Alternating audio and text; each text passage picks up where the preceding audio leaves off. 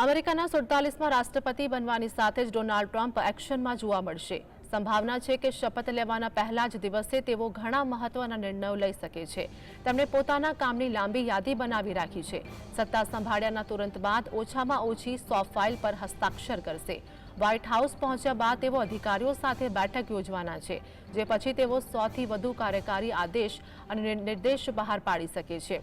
તેઓ એવા આદેશ પર હસ્તાક્ષર કરી શકે છે જેનાથી ઇમિગ્રેશન અધિકારીઓને બિના ગુનાહિત રેકોર્ડવાળા પ્રવાસીઓની ધરપકડની આઝાદી મળે। આ સાથે જ અમેરિકા મેક્સિકો સરહદે વધુ સૈનિકો મોકલવામાં આવી શકે છે, તેમજ મેક્સિકો સરહદે દિવાલ નિર્માણનું કાર્ય ફરીથી શરૂ થઈ શકે છે। આ ઉપરાંત ટ્રમ્પ ટ્રાન્સજેન્ડર લોકોને મહિલાઓની રમતો રમવાથી રોકવા, ઉર્જા સંશોધન પરના પ્રતિબંધો હટાવવા અને સરકારી કાર્યક્ષમતામાં સુધારો કરવા જેવા મુદ્દાઓ પર નિર્ણય લઈ શકે છે। એવી આશંકા છે કે ટ્રમ્પ બાઇડેનના શાસનમાં લેવાયેલા કેટલાક નિર્ણયોમાં પણ ફેરફાર કરી શકે છે।